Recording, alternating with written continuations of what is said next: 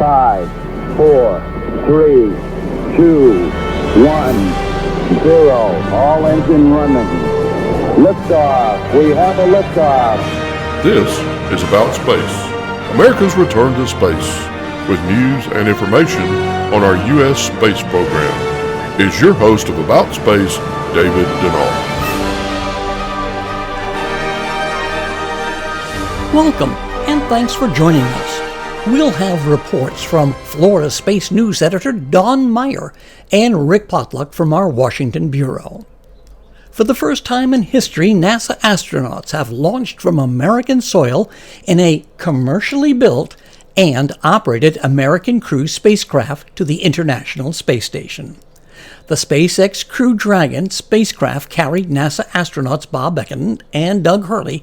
It lifted off on Saturday on a Falcon 9 rocket from Launch Complex 39A at NASA's Kennedy Space Center in Florida. NASA Administrator Jim Bridenstine says it's a new beginning for manned spaceflight. Yeah, that's exactly right. We are launching a new era in human spaceflight. So there's a number of milestones that are being achieved here. We are launching American astronauts on American rockets from American soil for the first time since the retirement of the space shuttles back in 2011. But as you said, we're doing it differently than we've ever done it before. NASA is not purchasing, owning, and operating this vehicle. We have partnered with commercial industry to buy a service to deliver our astronauts to the International Space Station. NASA wants to be a customer. We want to be one customer of many customers in a robust commercial marketplace for human spaceflight. But we also want to see numerous providers that are competing against each other on cost and innovation. The goal being we need to drive down costs and increase access to space. Jim Bridenstine, NASA Administrator. Joining our launch broadcast team was Don Meyer, a 28-year NASA Space Shuttle veteran. Don, share your perspective. The launch of the Crew Dragon Demo 2 mission this weekend was a phenomenal accomplishment for SpaceX and for NASA, and a great experience for me. Having worked over 28 years on the Space Shuttle program, I've seen 129 shuttle launches and numerous other rocket launches. It just never gets old for me. I love the thrill of watching a rocket climb into space.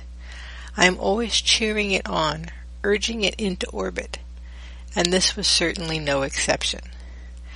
As the preparations for launch progressed during the week, I had marveled over the changes from Shuttle to Crew Dragon. They had a sleek new capsule with a spacious crew cabin, touchscreen displays that replaced the myriad of switches, gauges, and buttons in the shuttle, sleek pressure suits to replace the orange flight suits, and even Tesla cars to replace the astronaut van. Yes, this certainly wasn't your mama's or daddy's launch system anymore. It was a beautiful countdown under beautiful blue skies. My heart leapt a little as we passed the weather checks at T-minus 15 minutes and T-minus 7 minutes. We might actually go this time. As the countdown got closer and under 1 minute, I could feel that excitement building in me and in everyone around me. At T0, that puff of smoke indicating ignition brought cheers all around. Once again, I was urging a rocket, now with people aboard again, to break free of gravity and reach orbit. I even heard myself let out a cheer as it climbed.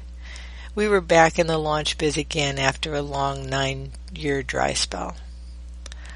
All the rest of the firsts, the docking of the capsule, now christened Endeavour, getting onto the space station, all of that was fun to watch, but it just can't compare to the launch and to the excitement that I saw all around me on the ground and on social media.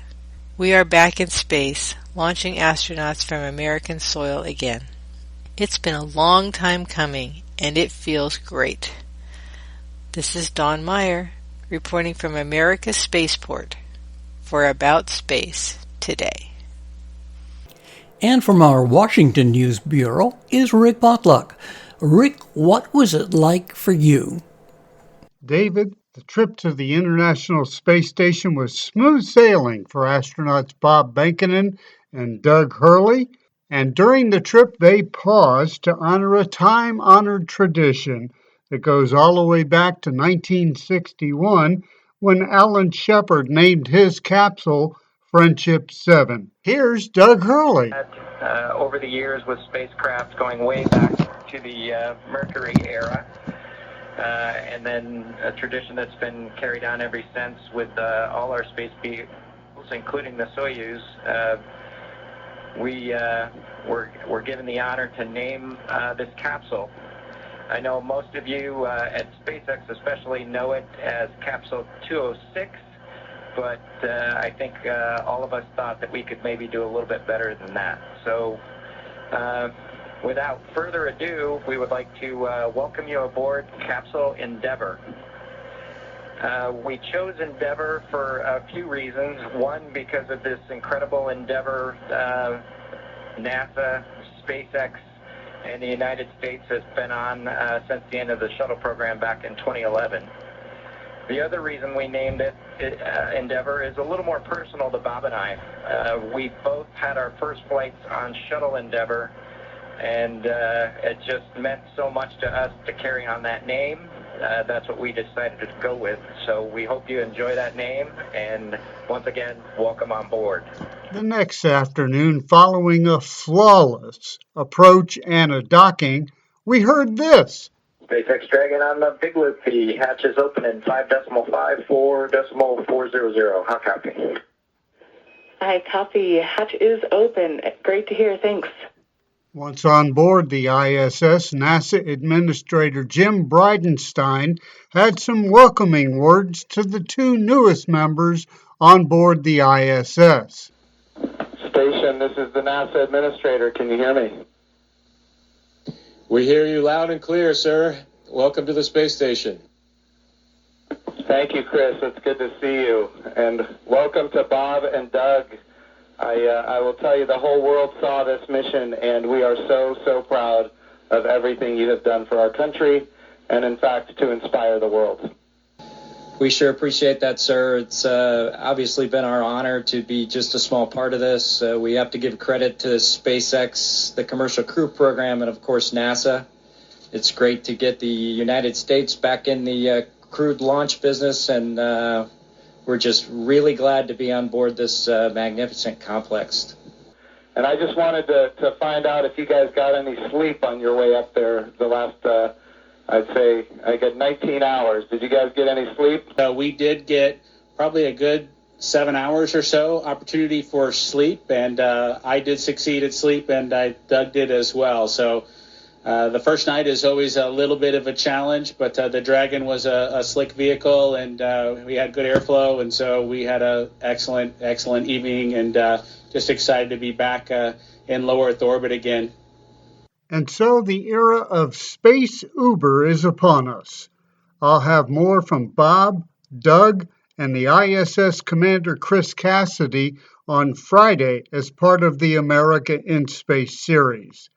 Rick Potlock reporting from the Washington News Bureau. Thanks for joining us on America's Return to Space. Be sure to follow us on Facebook at AboutSpace.today and share our program with your family and friends. For Don Meyer, Rick Potlock, and the entire broadcast team, I'm David Denault for About Space Today.